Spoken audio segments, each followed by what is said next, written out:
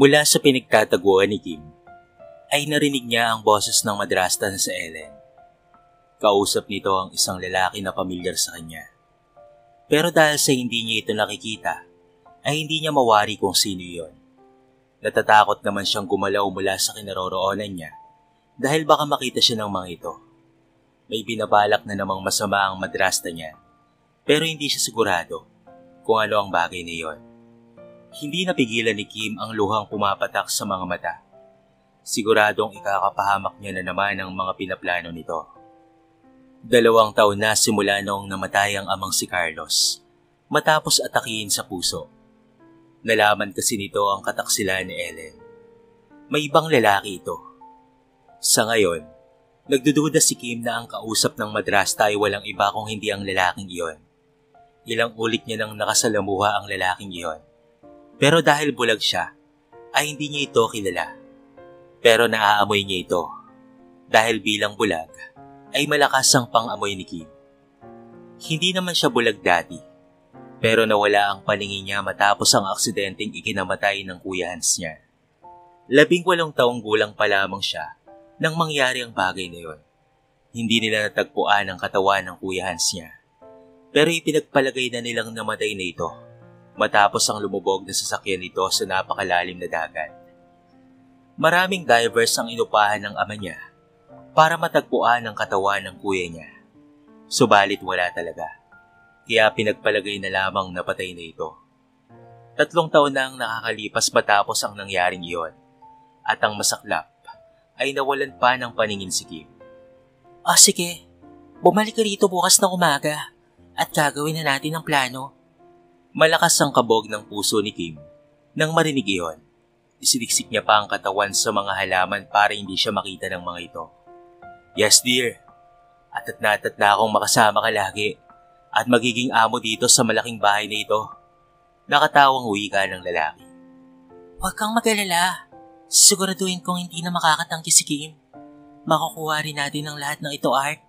Malambing na wika ng kanyang madrasta na si Ellen. Nang masigurado niyang wala na ang mga ito, ay saka pa lamang maingat na tumayo si Kim mula sa mayabong na mga halaman. Mahigpit ang kapit niya sa kanyang puting cane habang tinalunto ng daan papasok sa malaking bahay. Kamuntikan na siyang matumba matapos makaapak ng malaking bato at siya ay natapilok. Isang malakas na mga braso ang pumigil sa kanya para sa pagkatumba. Kim! Tigil ni Tristan sa kanya, ang kanilang hardinero. Anak ito ng yaya Marcela niya. Okay ka lang ba? Hindi nakaligtas kay Tristan ang pagrehistro ng sakit ng mukha ni Kim. Ano ba kasing ginagawa mo dyan sa likod ng mga mayayabong na halaman ha? Inakay siya ng binata at iniupo sa isang bench na naroon sa hardin. Namumula ang mga paa ni Kim at napakapit ito sa braso niya nang sinimulan niyang masahihin ang paa nitong natapilok. Sandali, Tristan, ang sakit. Tiisin mo lang. Masasakit pa ito kapag hindi naagapan ka agad. Natigilan si Kim nang maamoy ang katawan ni Tristan. Pamilyar sa kanya ang amoy nito at kilalang kilala niya ang kaibigan. Salamat, Tristan. Nakangiti niyang wika sa binata na tumango lamang at inalalayan siyang makapasok sa malaking bahay. Sige, magdidilig pa ako ng halaman. Muling nagpasalamat si Kim sa binata bago pumasok sa kwarto niya. Malalim na napabuntong hininga na lamang si Kim. Kinakabahan siya kung ano na naman ang mangyayari bukas. Alam niyang may panibago na namang binabalak ang magaling niyang madrasta. Mabuti na lamang at nariyan pa ang kanyang mabait na ninong na siyang abogado ng kanyang ama. Dahil kung hindi, ay baka naubos ng lustayin ng kanyang madrasta ang lahat ng pera ng pamilya niya. Ang kanyang madrasta ay dating sekretary ng kanyang ama. Matapos mamatay noon ang kanyang ina, ay nalaman na lamang nilang karelasyon na ito ng kanilang ama. Mahigpit na tinutulan noon ng Kuya Hans niya ang pag-aasawang muli ng kanilang ama. Kaya't ginawang live-in partner na lamang ito ng kanilang ama. Hindi natuloy ang kasal ng mga ito, lalo na noong nauubos ng kanyang ama ang oras sa paghahanap sa Kuya Hans niya. Hanggang sa inatake na lamang sa puso ang kanyang ama at namatay. Walang kasalang nangyari. Pero heto pa rin ang madrasta niya at hindi pa rin umaalis ng bahay kahit wala na ang kanyang ama. Hindi naman tanga si Kim para hindi maintindihan na ang target nitong mapasakamay ang kayamanan ng pamilya nila. Kaya heto siya't ginagawa ang lahat para bumalik sa dati ang paningin niya. Sinabi ng espesyalistang doktor sa mga mata ay may tsansa pa siyang makakitang muli, kaya't gagawin ni Kim ang lahat para bumalik siya sa dati. Napaakyat sa kama si Kim nang marinig ang mga yabag na tumigil sa harapan ng kwarto niya. Kim, nariyan ka ba sa loob? Papasok ako Napatuwid ng upo si Kim nang bumukas ang pintuan ng kwarto niya. Ang kanyang madrastang si Ellen ang naroon. Bakit po, tita? Tumalaw kasi sa akin ang pamangkin kong si Ethan dito sa mansyon natin at nakita ka niya. Gusto ka raw niyang makilala. Kaya lang, bigla na lamang kitang hindi mahagilap kanina. Alam na kaagad ni Kim ang ibig sabihin ng tita Ellen niya. Kahit bulag si Kim, ay matalas naman ang pakiramdam niya. Idagdag pang madalino siya. Nakakaya naman po sa pamangkin mo, tita. Alam mo namang hindi po ako nakakita. Nagkukunwari pa si Kim na siya ay nahihiya. Ito lang ang kaya niyang gawin sa ngayon para ilayo ang sarili sa kapahamakan. Ang umastang mahina at nahihiya sa harapan ng madrasta niya. Ay bakit ka ba nahihiya? Sa ganda mo namang yan, Kim. Kim, nag-aalala ako sa negosyo natin. Alam mo namang hindi ako marunong magpatakbo ng negosyo natin, hindi ba? Saka tumatanda na ako, Kim. Ayokong maiwan kang mag-isa dito sa mundo. Anong ibig mong sabihin, tita? Oras na siguro para lumagay ka sa tahimik. Gusto ka ng pamangkin ko at may kaya sa buhay ang pamangkin ko. Kim, mayaman rin si Ethan at isang magaling na businessman. Hinawakan ni Ellen ang mga kamay ni Kim at pinisik. Hindi ko bibiguin si Carlos, Kim. Hindi kita pababayaan. Mahigpit na niyakap siya ni Ellen at napatulo ang luha ni Kim. Hindi dahil sa masaya siya sa ginawa ng madrasta niya, kung hindi naiinis siya rito. Napaiyak siya dahil sa sobrang inis, dahil hindi na siya tinatantanan nito at kung sino-sino na lamang na lalaki ang inirereto sa kanya. Alam niya namang kayamanan lamang ang habol ng mga ito sa kanya. Hindi kagustuhan ng mga ito na ligawan siya, kung hindi kagustuhan ni Tita Ellen niya. Pero palagi niya na lamang nalulusutan ang mga iyon. Sa ngayon, ay hindi niya na alam kung papaano na naman malulusutan si Ethan, na halatang inutusan na naman ang kanyang Tita Ellen. Imposible kasing may magkagusto sa isang bulag na kagaya niya. Hindi niya na maalala kung ilang taon na siyang hindi nakakalabas ng bahay. Simula noong araw na nawala ang paningin niya. Pero palagi siyang dinadalaw ng kaibigan niya. At kasama nito ang inaakala ng tita niyang kaibigan rin niya. Pero ang totoo ay espesyalistang doktor sa mga mata. Nalaman niya kasi noong niloloko lamang siya ng Tita Ellen niya sa isang nagkukunwaring espesyalistang doktor na pumupunta sa kanilang mansyon. Gigil na talaga si Kim sa madrasta niya. Kim pupunta dito bukas si Ethan, so you should prepare yourself. Sinabi ko na kay Ethan ang sitwasyon mo at interesado siya sa'yo. Ang sabihin mo, interesado siya sa pera ng pamilya ko. Sabihin mo kasing ganon. Aniya sa sarili, habang naikuyom na lamang ang kamao. Tita, gusto ko nang magpahinga please. Nakangiti itong tinulungan siyang mahiga. Gusto niya itong sigawan sa kapal ng mukha nito para pakialaman ang buhay niya. Pero mag-iisip rin naman siya ng paraan kung papaanong layuan ang Ethan na ito. Malakas ang kutob ni Kim na hindi maganda para sa Ethan na tinutukoy ng madrasta niya. Kinapa ni Kim ang telepono niya at tinawagan ang isang numero na nasa pinakaunahang listahan sa kanyang contacts. Help me. Wala akong maisip na paraan para layuan ako ng Ethan na yon. Sis, tulungan mo ako.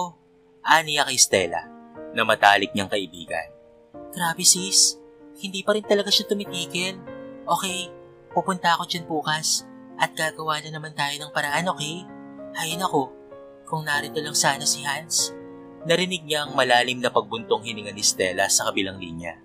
Ang kaibigan niyang si Stella ay girlfriend ng Kuya Hans niya at ito lagi ang tumutulong sa kanya para makaiwas sa mga taong nirereto ni Ellen sa kanya. Hanggang sa nakatulog na nga si Kim sa isiping iyon. Nagising na lamang siya nang may tumapik sa balikat niya. Gising na Kim, para makakain ka na. Gabi na oh. May bahid ng pag-aalala ang boses ni Tristan na niyuyugyog ang balikat niya. Inalalayan naman siya ng binata at iniyabot sa kanya ang white cane. Salamat. Nakangiti niyang tugon dito at hinagilap sa mesa ang pantali ng mahabang buhok niya. Nasagi ng kanyang kamay ang mga kamay ni Tristan na iniabot sa kanya ang pantali ng buhok. Ako na, Kim. Ani itong mabilis na pumwesto sa likuran niya para itali ang buhok ni Kim. Isa si Tristan sa mga pinagkakatiwalaan niya sa loob ng mansyon. Napakalaki ng pasasalamat ni Kim at narito sina Tristan at ang buong pamilya nito. Patuloy siyang inaalagaan kahit wala na ang kanyang ama at ina. Mabait sa kanya si Tristan at kaibigan ang turing nila sa isa't isa. Halos kasabayan niya na itong lumaki at naging kalaro niya rin ito noong kabataan niya. Kaya naman napakalapit nila ni Tristan. Lagi siya nitong inaalagaan na kagaya na lamang ngayon. Salamat. Tara na, sabay na tayo kumain. Kumain na sila Ma'am Ellen. Napakunat daw siya sa sinabi ni Tristan na may kasama si Ellen. Sandali, sinong kasama ni tita? Pinigil niya si Tristan nang malapit na sila sa pintuan ng kwarto niya. Yung lalaking may pangalan na Ethan. Boyfriend niya ata yun eh. Natigilan siya at hinila si Tristan nang marinig ang mga yabag na papalapit sa kwarto ni Kim. Napakalakas naman ng kabog ng puso ni Tristan nang mapalapit sa katawan ni Kim. Napapikit na lamang siyang hinapit ang katawan ng kaibigan dahil kamuntikan na itong matumba.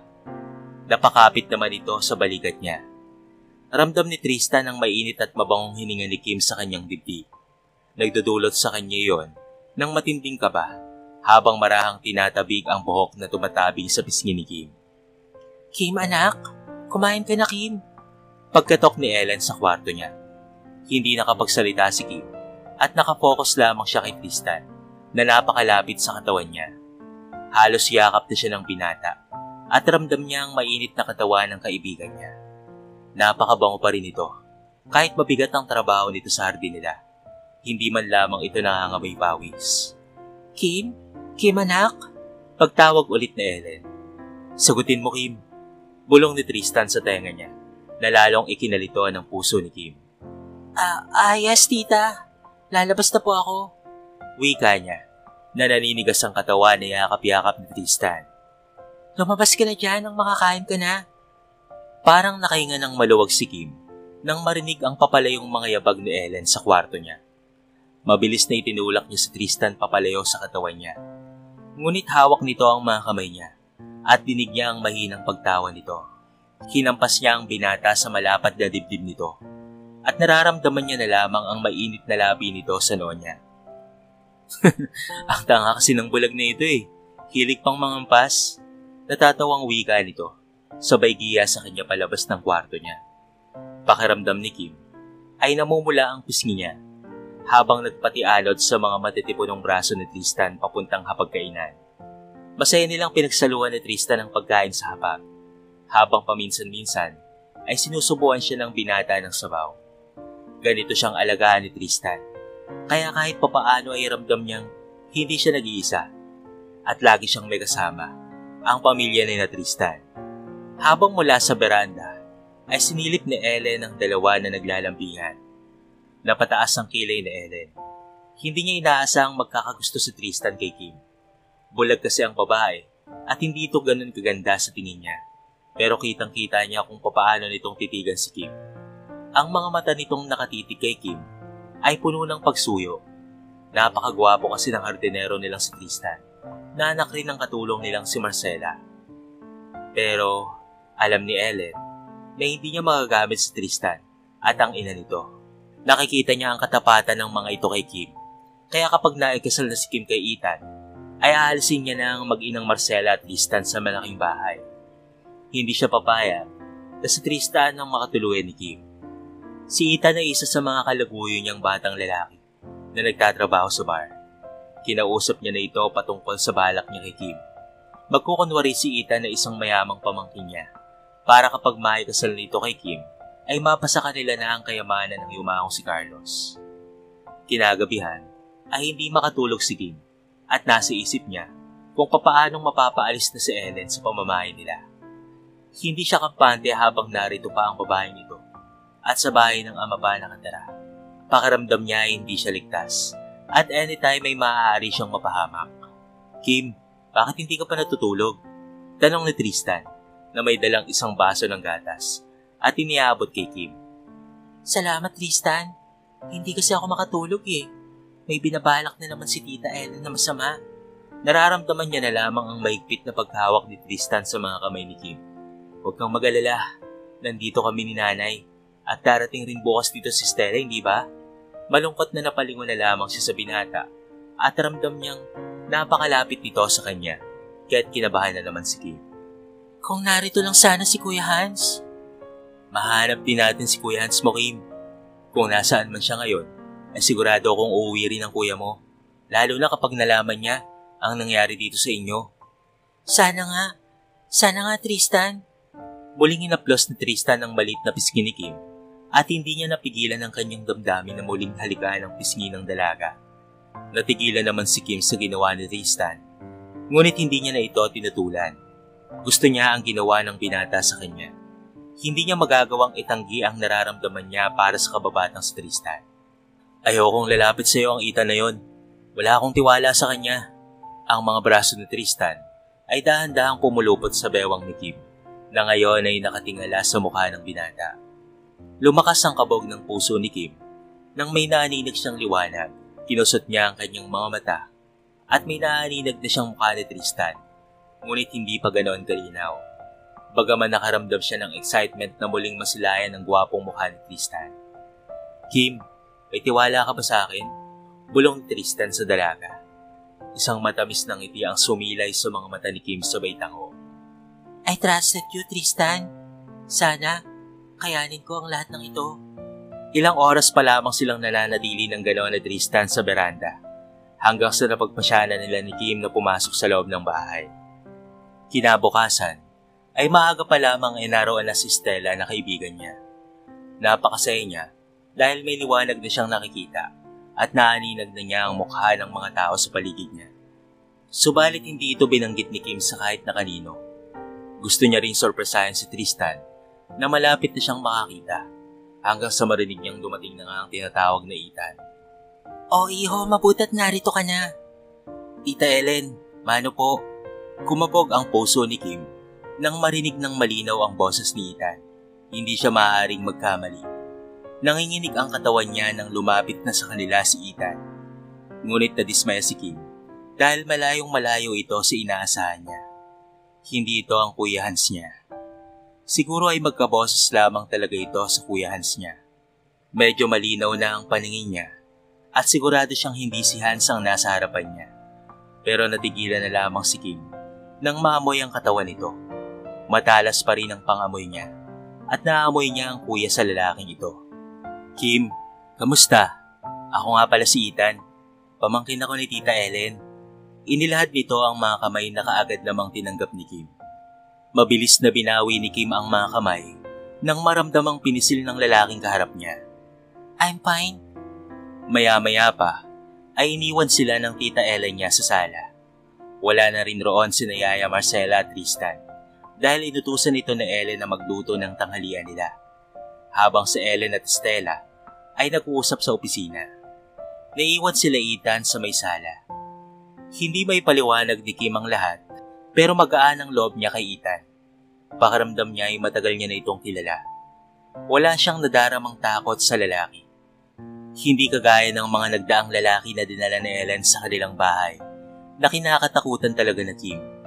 Noong una kahit hindi niya kilala ang mga ito, pero natatakot si Kim sa mga ito. Sa unang pagkakataon, ito ay hindi natakot si Kim. Parang kilala ito ng puso niya. Mas naniniwala siya sa sinasabi ng puso niya simula noong araw na nawalan siya ng liwanag. Mas pinaniniwalaan ni Kim ang kanyang instinct dahil ilang ulit na siyang nailigtas ng pakiramdam niya. Hindi masyadong malinaw ang mukha ng lalaking kaharap niya, pero ramdam niya ang gaan ng pakiramdam habang kausap ito. Natapos ang araw na iyon, nawala ang pag-aalinlangan ni Kim kay Ethan habang si Stella ay binalaan siya. Pinalak ng tita mo na makipag-cooperate sa isang kumpanya na hindi pa kilala sis. Kakausapin ko si attorney patungkol dito at mag-iingat ka sa lahat ng tao sa paligid mo ha. Huwag kang magtiwala sa kanila, Kim. Napangiti na lamang si Kim sa sinasabi ni Stella. Ito ang laging bili nito sa kanya dati pa man. Walang tiwala si Stella kahit pa sa mag-inang Marcela at Tristan. Huwag kang mag-alala sa akin, sis. Kaya ko ang sarili ko. Mahigpit na niyakap siya ni Stella at nagpaalam na sa kaibigan dahil oras na para umalis na ito. Habang nagpapahinga sa beranda, ay hindi may paliwanag ni Kim ang nararamdaman niya. Ramdam niya ang masaya siyang kasama ang isang estranghero ngayon niya lamang nakilala. Hindi niya maintindihan kung bakit ganito ang nadarama ng puso niya sa taong ngayon niya lamang nakilala. Gusto niyang kausapin si Ethan at gusto niya itong kasama sa hindi may paliwanag na dahilan. Kahit pa man alam niyang may masama itong balak kasama si Ellen. Parang nag-e-enjoy ka atang kausap ang Ethan na yun ha. Nagtaas ng tingin si Kim at si Tristan ang nakita niya. Halatang nagsiselos ito. Kailangan ko siyang pakisamahan ng maayos, Tristan. Napansin niya kaagad ang hindi magandang tono ng pananalita ni Tristan. Napasinghap na lamang si Kim nang nagliwanag ang paligid niya. Kasabay noon ay ang mahigpit na paghapit ni Tristan sa katawan niya. Mahal kita, Kim. Matagal na. At alam mo yun, hindi ba? Ayokong nakikita kang kasama ang taong yon. Hindi may paliwanag ni Kim, pero nakaramdam siya ng panganib. Nakikita niya ng malinaw ang paligid. At nakikita niya na si Tristan ngunit kinakabahan si Kim nang makita ang mukha nito. Nagbabanta iyon ng panganib na hindi may paliwanag ni Kim. Nasasaktan rin siya sa paraan ng pagkakahawak nito sa katawan niya, kaya't naitulak niya si Tristan papalayo. Tristan, nasasaktan ako. I'm sorry, Kim. Nakalimot ako. I'm sorry. Maigpit na niyakap siya ni Tristan, ngunit hindi na naalis ang pangamba sa puso ni Kim sa ginawa nito sa kanya. Yun ang unang beses na sinaktan siya ni Tristan. Nawala tuloy sa dalaga ang sasabihin niya kay Tristan. Hindi na muna niya sasabihin dito na nakakakita na siyang muli. Tama si Stella na hindi siya dapat nagtitiwala sa lahat ng taong nasa paligid niya. Hindi siya makapaniwalang nagawa siyang saktan ni Tristan dahil sa selos. Parang hindi niya natuloy kilala ang lalaking nasa harapan niya. Gayong, ito yung kasakasama niyang lumaki. Patutulog na ako, Tristan. Inaantok na ako. Ani ang lumayo mula sa pagkakahawak nito sa kanya. Galit ka ba sa akin? Isang matamis na ngiti ang sumilay sa mga labi ni Kim at tumili. Wala naman akong dapat na ikagalit sa'yo. Naiintindihan kita, Tristan. Hinaplos niya pa ang mukha ng binata at pagkatapos ay maigpit na kumapit sa White Cave. Dahan-dahan siyang tumungo sa kwarto niya. Inalalayan naman siya ni Tristan. Pinigil ito ni Kim nang makarating na sila sa harap ng kwarto niya. Good night, Tristan. Hinaplos ni Kim ang mukha ng binata at pagkatapos ay nagmamadaling pumasok sa loob ng kwarto niya.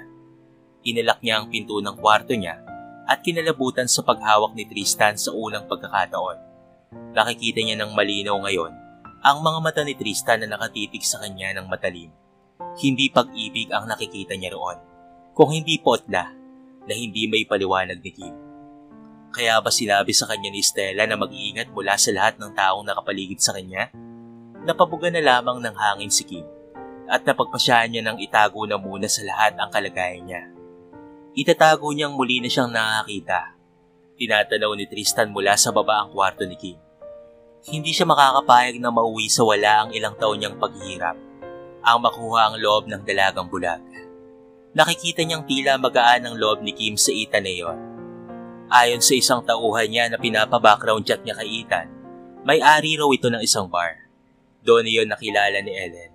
Nalaman niya ring may mga investment ang mga taong ito at itinago ito ni Ethan mula kay Ellen.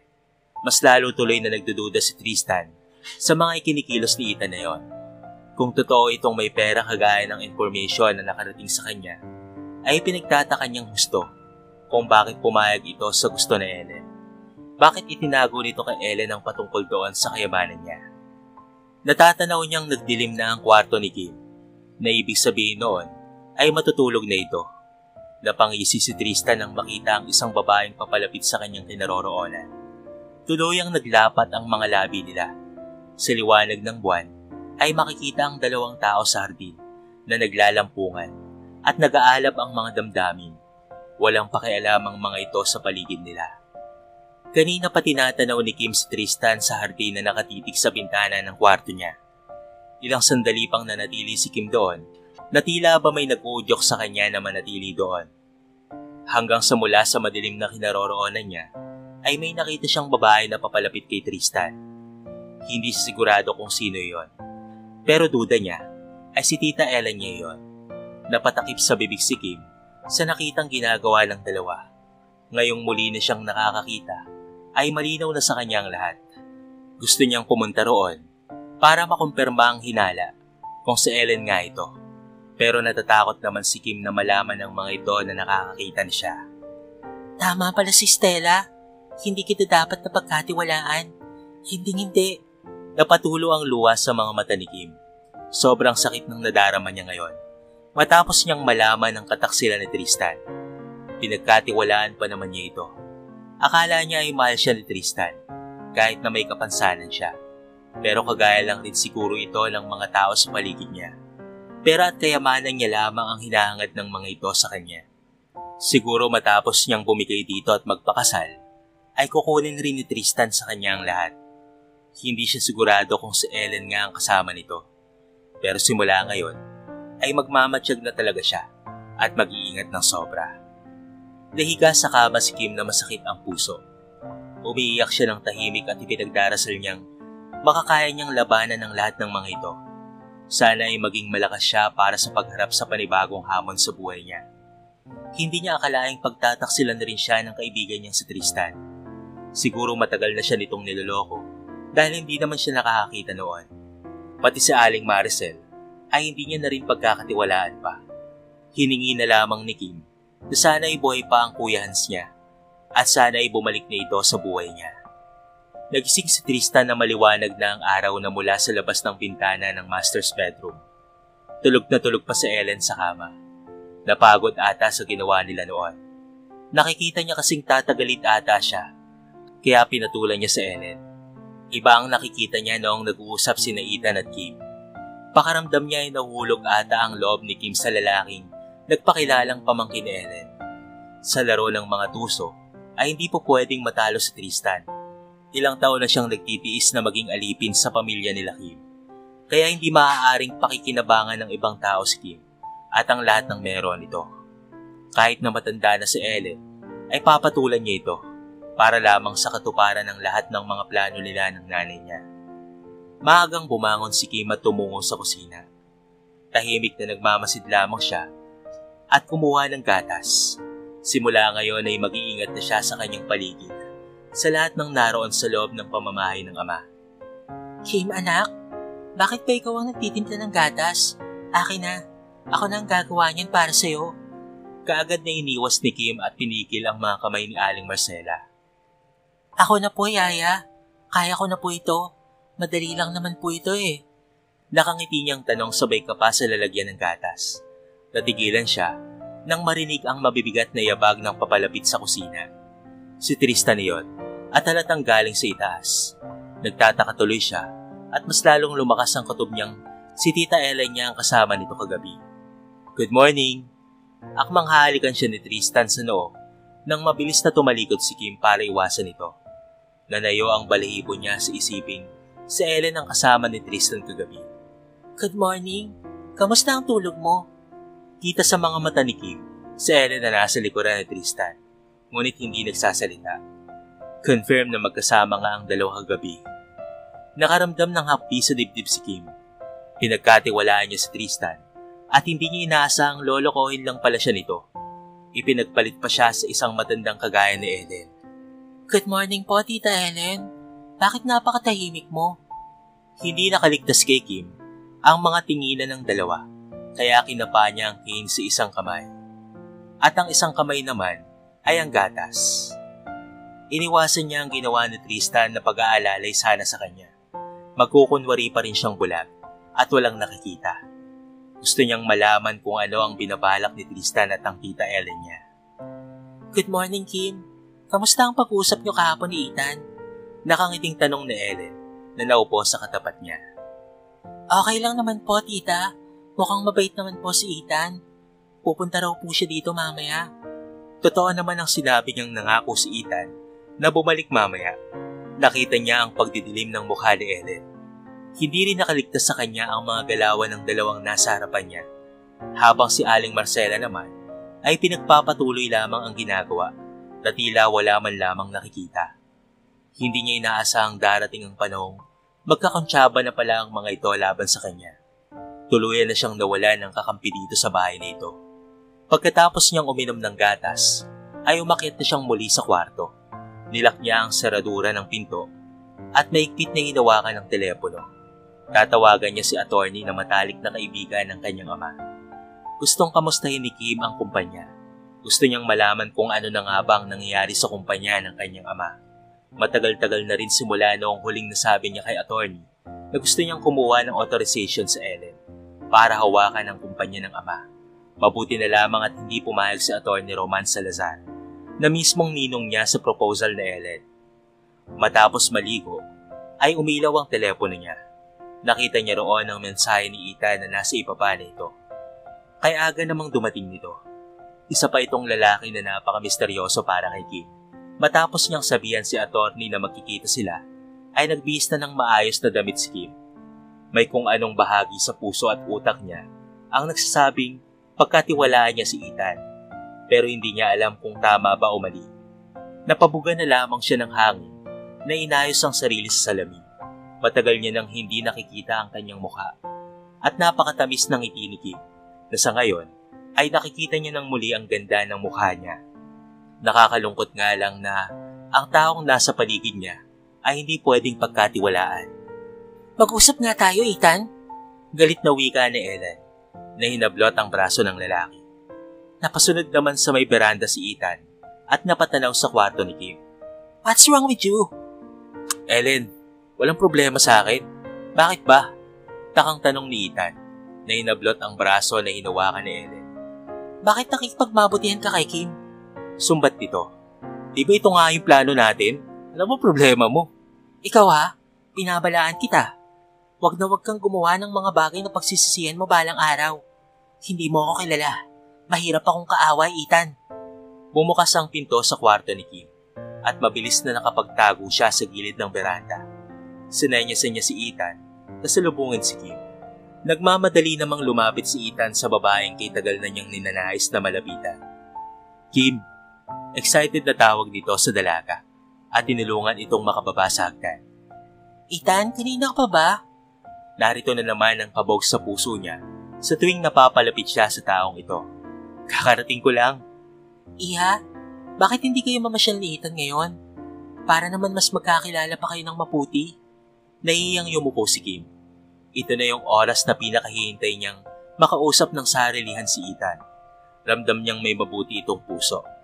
Pero lihim na nag-text na siya kay Stella na puntahan siya. Gusto mo bang mamasyal, Kim? Hindi lalabas ng bahay si Kim. Natigilan pa ang dalaga nang marinig ang sinabi ni Tristan. Tristan, okay lang ako. Matagal na rin naman akong hindi nakakalabas ng bahay eh. Pero Kim, kahapon lang kayo nagkakilala ni Ethan. Pero sasama ka na agad sa kanya. Hinawakan ni Tristan ang mga kamay niya. Gustong matawan ni Kim sa mga inaasta ni Tristan sa kanya. Muling nanumbalik sa isipan niya ang nakita niyang nangyari kagabi sa may hardin ng mansyon. Okay lang, isasama naman namin si Stella. Dadaanan na lamang namin si Stella sa office niya para hindi ka mag-ela. Hinablot niya ang braso mula sa maigpit na pagkakahawak ni Tristan doon. Babalik ako kaagad. Iniwan niya si Tristan na madilim ang mukha sa harapan ng tita Ellen niya. Inalalayan naman siya ni Ethan habang papalabas na sila ng mansyon. Nang makasakay na nga sila sa loob ng sasakyan, ay kaagad niya na itong sinabihan na dadaanan nila si Stella sa opisina nito. Tumango na lamang si Ethan. Napakaseryoso ng mukha nitong nakatitig sa daan na tila ba may gustong sabihin sa kanya. Nagulat na lamang si Kim nang bigla itong nagpreno. Ethan, anong problema? Tanong niya sa binata, pero imbis na sagutin ang mga tanong niya, ay mabilis na niyakap siya nito ng napakahigpit. Naguunahan pa sa pagpatak ang mga luha nito, habang yakap siya sa mga matitipunong bisig nito. Kimmy baby, miss na kita bunso. Napatikil si Kim sa sinabi nito. Kay tagal ng panahon na hindi niya narinig ang mga salitang iyon. Wala sa sariling na itulak niya si Ethan papalayo sa katawan niya. Kuya Hans? Ulalas ni Kim. Ngunit muli siyang niyakap ng binata at pinupog ng halik sa noo. Miss na kita bunso. Sa wakas, nakita at nakasama na rin kitang muli. Umiiyak pa rin wika ni Ethan. Si Ethan ang nawawala niyang Kuya Hans. Matapos na sumabog noon ang kotseng sinasakyan nila, ay hindi na nakita pa si Hans. Tumalon pala ito sa dagat. Matagal itong nakabalik dahil sa nagkaroon ito ng amnesia. Nasunog pa ang pagmumukha nito dahil sa pagsabog ng kotse. Nagpa-plastic surgery ito matapos siyang magkaroon ng pera. Matagal nang gustong lumapit ni Hans sa kanya, ngunit hindi niya nagagawa. Hanggang sa nagparetoke na nga siya ng muka. Pero ibang mukha na ang ipinapalit ni Hans. Sinadya niya ang bagay na yon para hindi nila makilala si Ethan. Para na rin mahuli niya ang kriminal na gustong pumatay sa kanilang dalawa ni Kim noon sa loob ng kotse niya. Sinadya noon ang pagputok sa sasakyan na sinasakyan nila. Hanggang ngayon ay hindi pa rin nila nahuli ang salarin. Pero malakas ang kutob niyang si Ellen ang gumawa ng bagay na yon. Kuya, kay tagal ka naming hinanap. Napayakap siya sa kapatid niya at tuluyang napaiyak. Sobrang saya niya na ngayon ay bumalik na ang Kuya Hans niya. Sa wakas ay may kakampi na siya. Sandali lang, Kim. Nakakita ka na rin ba? Sandaling sinipat nito ang mukha niya. Muli siyang niyakap ng maigpit ni Ethan at napasubsob na lamang siya sa dibdib ng kapatid habang siya ay umiiyak. Sa ngayon ay nakahanda na siyang harapin si Ellen. Pero itatago muna nila kay Ellen ang lahat ng ito. Napakasaya rin ni Estela at ni Atty. Salazar patapos malaman na buhay si Hans. Buo na ang balak ni Kim at ni Hans para makilala ang mga nasa likod ng nangyari sa kanilang aksidente noon. Gaya ng sabi ni Hans na sinadyang pasabugin ng kotse na sinasakyan nila noon. Pagkasama silang umuwi ni Hans sa mansyon, itatago muna nila ang patungkol sa pagkatao ni Hans. Bakit narito pa ang lalaking yan, Kim? Tanong ni Tristan, na halatang may galit sa mga mata. Mahigpit na hinawakan ni Kim ang white cane at hinarap si Tristan. Dito natitira si Ethan. May pakanti namang kwarto doon sa itaas. Sa tabi ng kwarto ko, yung dating kwarto ni Kuya Hans. Mag-usap nga tayo. Ano bang nangyari sa'yo? Hinablot ni Tristan ang isang braso niya nang sinalag ni Ethan ang mga kamay nito. Nabitawan ni Tristan ang mga kamay ng dalaga. Bitawan mo si Kim. Pwede ba? Huwag kang makialam dito. Galit na wika ni Tristan. May pakialam ako dahil sinasaktan mo na si Kim. Napaatras si Tristan nang madama ang mainit ng mga tingin ni Ethan. Maingat na inalalayan nito si Kim paakyat sa itaas.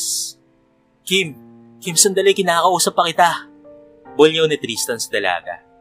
Hindi niya naiintindihan ang nararamdaman, pero galit na galit siya sa ngayon sa nakikita niyang masaya si Kim na kasama si Ethan. Kaagad pa itong nagtiwala sa pamangkin ni Ellen. Parang kailan lang na siya ang laging tinatakbuhan ni Kim, pero ngayon ay nagtiwala na ito kay Ethan. Naikayom na Tristan ang kamao, pero kahit na papaano, titiisin niya na lamang muna ang lahat. Dahil kapag nagtagumpay si Ethan, ay tagumpay rin nila yon na Ellen. Pero nakapanghihinayang lang na mapupunta si Kim kay Ethan. Kahit mukhang pera ang pamilya nila ng nanay niya, pero totoo ang nararamdaman niya para kay Kim. Matagal na siyang may gusto kay Kim. Nakikipagkuntsaba lamang siya kay Ellen noong nakaraan, nang dahil sa natatakot siyang maagaw ito ni Ethan. Natatakot siyang mapunta sa wala ang pinaghirapan nila ng nanay niya sa matagal na panahon. Sa tagal ba naman na paninilbihan nila sa pamilyang ito? Maya-maya pa, ay hindi na napigilan pa ni Tristan ang sarili. Kanina pa siya nakatanaw sa kwarto ni Kim. Pero matapos itong ihatid ni Ethan, ay hindi na ito lumabas pa ng kwarto nito. Kanina pa siya nag-aabang na lumabas ito sa kwarto para kausapin ito ng patungkol sa kanilang dalawa. Sana ay may chance pa siya sa puso ng dalagang kababata. Tristan! Napalingon si Tristan nang marinig ang pagtawag ni Ellen sa kanya. Ellen, anong kailangan mo? Napangiti si Ellen habang kumapit sa mga braso ni Tristan. Nakikita niya sa mukha ng binata ang disappointment sa mga nangyari. Akala ko ba okay na tayo sa mga plano natin? Mukhang nag-iiba ka ata sa isang araw lang. Hayaan mong maging malapit sa isa't isa sina Ethan at Kim. Dahil yun talaga ang plano ko. Hindi ka mamahalin ni Kim, Tristan. Kaya huwag kang umasa. Nakita mo namang naging malapit na silang dalawa, hindi ba? Pinatuloy na nga ni Kim dito sa bahay ang pamangkin ko. Kaya pagtsagaan mo na ako. Pagkatapos noon, ay nagsimula nang gumapang ang mga kamay ni Ellen sa katawan ni Tristan. Subalit ipiniksi ito ng binata at iniwan. Napahilamos na lamang si Tristan sa mukha niya nang makapasok na siya sa kwarto. Nagkamali ata siya ng mga pinagagagawa niya sa ngayon. Malalim na ang gabi nang maramdaman na lamang ni Kim na may tao sa loob ng kwarto niya. Si Tristan. Hindi niya alam kung paano itong nakapasok pero kinakabahan si Kim. Kaagad na kinapa niya ang white cane sa tabi niya. Ngunit kamay ni Tristan ang nahawakan niya. Tristan, anong ginagawa mo rito? Kim, nasasaktan ako na nakikita kayo nagkakamabutihan ni Ethan. Napalunok si Kim nang ginagap ni Tristan ang mga kamay niya. Wala akong nagawang kasalanan sa iyo, Kim. Ang pagkakamali ko lang ay ang paghahangad na mapasa akin ka. Mali yun, dahil mga katulong lang kami dito sa bahay niyo. Pero Kim, totoo yung nadarama ko sa iyo. Totoo lahat ng iyon. Ramdam ni Kim ang lungkot ni Tristan sa mga sinasabi nito. Pero alam kong may namamagitan sa inyo ni Tita Ellen. Hindi napigilan na bulalas ni Kim dahil nasasaktan rin naman siya sa mga nangyayari sa kanila ni Tristan. Patawad kung naging mahina ako at nasilaw sa salapi, pero nagkaganito lang naman kami ni nanay nang dahil sa galit kay Sir Carlos. Natigilan si Kim sa mga sinasabi ni Tristan. Anong ibig mong sabihin? Makinig ka sa akin, Kim. Oo, nasasaktan ako sa nakikita ko sa inyo ni Ethan. Kahit nakipagsabuatan ako kay Ellen, pero hindi kita magawang saktan. Kagaya ng plano namin ni Ellen, na itulak kita sa hagdanan. May relasyon sina Sir Carlos at Inay Marcela noon. Nasira lamang sila matapos dinala ni Sir Carlos sa Ellen sa bahay nito. Tumigil si Tristan at may iniabot sa kamay niya. Pagkatapos ng lahat ng ito ay aalis na ako rito, Kim. Ayaw umalis ni Inay dito dahil maghihiganti pa siya kay Ellen. Pero bukas aalis na ako rito. Hindi ko kayang nakikita kang inaangkin ng iba. Ang USB na yan ay naglalaman ng mga ebidensya na ginawa ni Ellen sa inyo ni Hans noon. Si Ellen ang dahilan kung bakit nawalan ka ng paningin at kung bakit namatay si Hans. Nakunan niya ni Inay ng video. Itinago niya ni Inay dahil sa galit niya sa ama mong ipinagpalit lamang siya sa isang babaeng galing sa bar. Malungkot na wika ni Tristan. Pagkatapos ay hinaplos nito ang maliit na pisngi ni Kim. Sabay patak ng halik doon. Hindi pa ako nagkasala sa iyo, Kim. Walang nangyari sa amin ni Ellen. Hinalikan ko lang si Ellen pero hindi ko kayang pagtaksilan ang nararamdaman ko sa iyo. Patawad kung naghahangad akong yumaman. Pero totoo ang lahat ng nadarama ko para sa iyo. Totoo ang pag-aalaga ko sa iyo at pati ang pag-iingat na ginawa ko sa iyo. Bukas, alis na ako dito, Kim. Paalam, mahal na mahal kita. Hilam sa luha ang mga mata ni Tristan at maigpit na niyakap si Kim. Nakakalungkot at masakit ang nadarama niya. Pero nasasaktan na talaga siya na nakipagsugbuatan nito kay Ellen. Masakit na itinago ng mag-inang ito ang ebidensyang maaaring magdiin kay Ellen sa korte. Nang dahil pa iyon sa pananakit ng ama niya kay Inay Marcela. I love you, Kim. Goodbye. Nakikita ni Kim ang paglabas ni Tristan sa kwarto niya. Nagmamadaling kinapa ni Kim ang laptop niya at titignan kung ano ang laman ng USB na binigay ni Tristan. Nakita niya roon si Ellen na may nilagay na bomba sa loob ng bumper ng sasakyan ni Hans. So kaya pala sumabog ang sasakyan nila at patagal na ito sa mga kamay ni Tristan. Nakakalungkot isipin pero nakaramdam siya ng sobrang pinagtaksilan ng pamilyang pinagkatiwalaan niya. Maaga pa lang ay kaagad nang tumawag ng mga pulis sina Hans at Kim. Walang kaalam-alam si Ellen sa nangyayari. Hindi niya nakita si Tristan ng umagang iyon. Tanging si Yaya Marcela lamang ang naroon. Maya-maya pa ay dumating na ang mga pulis para hulihin si Ellen.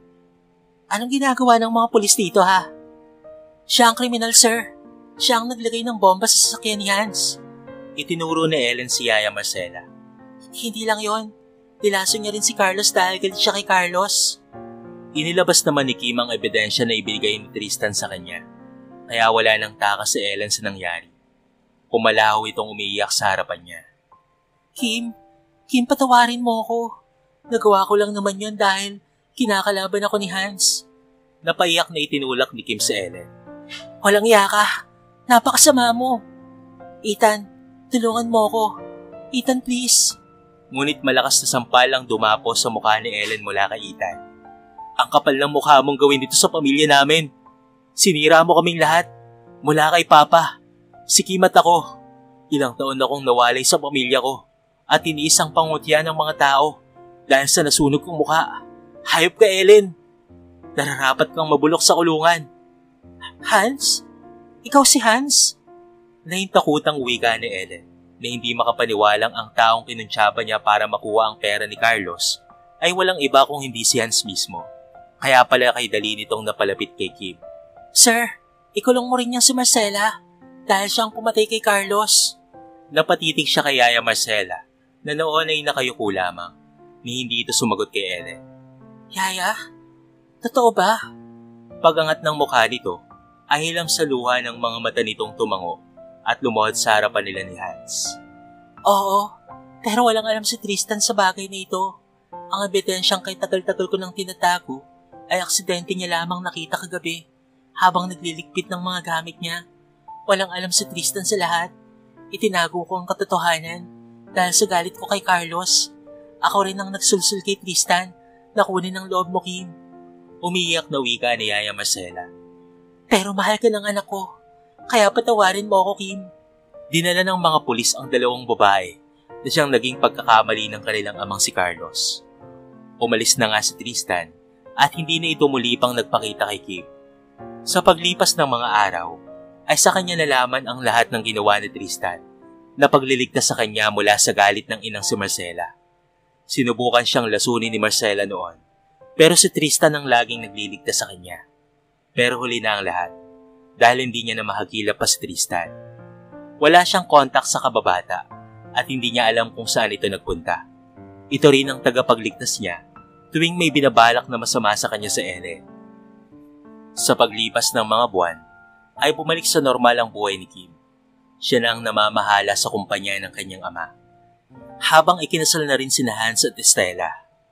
Matagal na palang nahanap ni Stella si Hans at pinaayos ang mukha nito dahil nasunog noong sumabog ang sasakyan nila.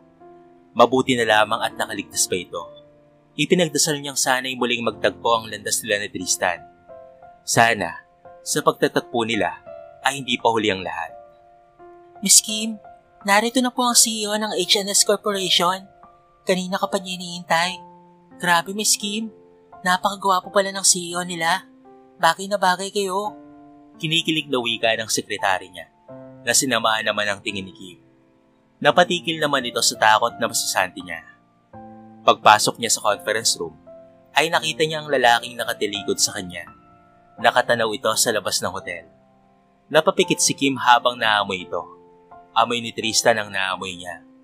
Kahit na bumalik na ang paningin niya, ay hindi na naalis pa kay Kim at nakaugalian na ng mas malakas ang pandama at pang-amoy niya, kagaya ng isang bulag. Tristan? Bulong niya sa sarili, na sandaling ninanamnam ang sekundong nasa isip niya ang kababata niya. Imposibleng si Tristan ang nasa harapan niya. Kamusta ka na, Kim? Nagmulat ng mga mata si Kim at tumambad sa harapan niya ang kababatang si Tristan na napakalawak ng ngiti sa kanya. Inilahad dito ang mga braso para sa kanya. Napaiyak ng tuluyan si Kim na tumakbong yumakap sa binata. Miss na kita, Tristan. Pag-alis ni Tristan sa mansyon ni Kim, ay nalaman niya ang ginawa ng kanyang ina, kaya nahihiya siyang magpakita pa kay Kim. Tuluyan siyang nagpakalayo-layo hanggang sa matagpuan siya ng tunay na ama. Isang mayaman ng tunay na ama ni Tristan at matandang binata na ito. Ipinamana nito kay Tristan ang lahat hanggang sa natuto itong patakbuhin ang negosyo ng ama. Napakasaya ni Kim dahil sa wakas ay natagpuan niya na ulit ang nag-iisang taong nagpatibok ng puso niya. Nakahanda na siyang magpatawad kay Yaya Marcela para kay Tristan na walang ibang ginawa kung hindi ang mahalin, ingatan at iligtas siya mula sa kapahamakan.